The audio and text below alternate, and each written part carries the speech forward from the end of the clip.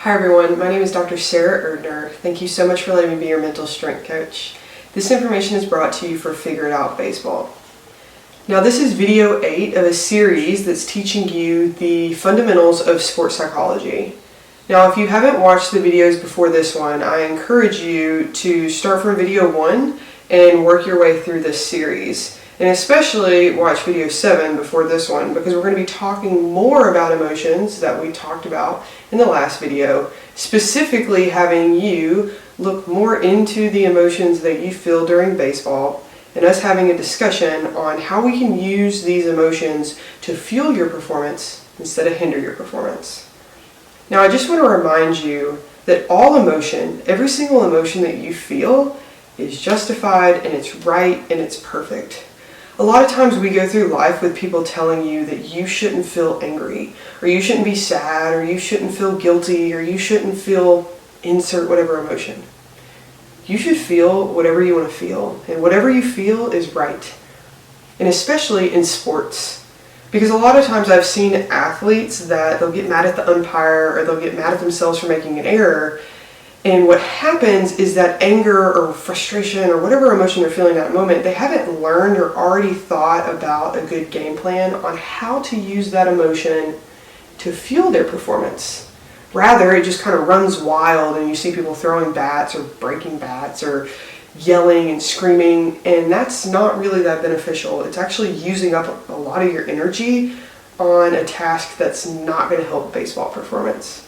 So what I want to do in this video is I want us to think about the different emotions that you mostly encounter during a game or maybe practice, and then for us to dive into those emotions and to go ahead and be reflexive on how can I use this emotion to work for me in order for me to optimally perform instead of against.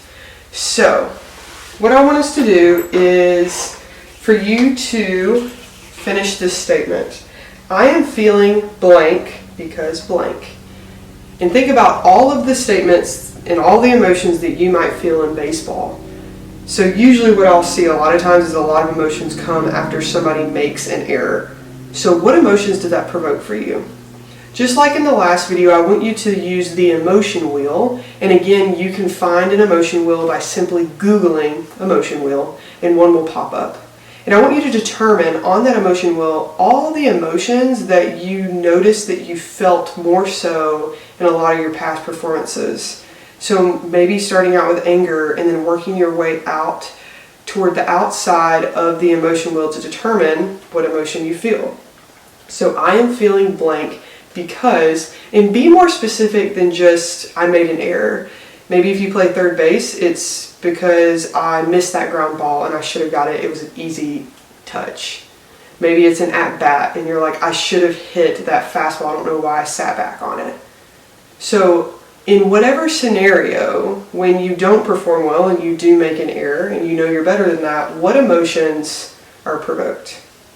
So for starters, I want you to grab a piece of paper, a pen or a pencil, and I want you to think about every scenario that you're in baseball, and write down the different feelings that go along with it, most predominantly when you make an error. And then, as a list, write down every emotion that comes with it. Again, pause this video and take as much time as you need. Now that you've made a list of the various emotions that you feel during baseball that are largely tied to when you make errors, I want you to insert that emotion on the emotional continuum that we talked about last time. Again, every emotion that you feel is right, and you are okay to feel that emotion. But it's about having an understanding about how to notice that this is the emotion that we are feeling, and then how do we use it to help our performance, to fuel optimal performance, instead of hinder our performance and make us go on this rampage of yelling at the umpire or a teammate or whatever. So I want you to write down the emotion, and now I want you to dive deep into how can this particular emotion, whether it's frustration or anxiety, how can it actually help my performance versus hinder? Now, a way for you to start dissecting this is to think about a positive way to view this emotion. So as an example I gave in the last video, maybe the emotion you are feeling is frustration. A lot of times people, when they're frustrated, they go down this rabbit hole and they're like, I'm frustrated because I just made this error and I shouldn't have made that error. I'm better than that. But oh my gosh, what if I make this error again? What if coach sits me out? What if? This is actually going to hinder your performance because you're going down this snowball effect of all these negative thoughts that are accompanied by this emotion. So I want you to think about positive thoughts that you can tag to your emotion that are going to help your performance. So for example, with frustration, you're frustrated because you just made an error.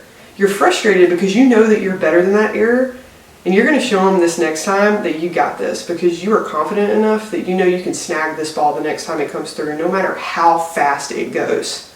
So I'm going to let my frustration fuel the fact that I'm about to show everybody on this next play that I got this. That's how you use the emotion that you're feeling, to acknowledge the emotion, let it have its place, but let that emotion fuel your next at bat, or your next time on the mound, or your next time when you're fielding. And what you'll see is that emotions and thoughts work hand in hand with one another. It's how we view the emotion. If we view it confidently, it's going to help us. If we view it insecurely, it's going to hinder our performance. So again, pause this video and take as much time as you need to write down each emotion that you made on your list, and then write down a statement on how this emotion might hinder you. So things that you might usually do to let this emotion get the best of you, and then also make a list of ways that this emotion can actually fuel your performance, knowing that it's right to feel this way, but I'm going to use this emotion to make me better. Again, take as much time as you need. Pause this video if you need as well.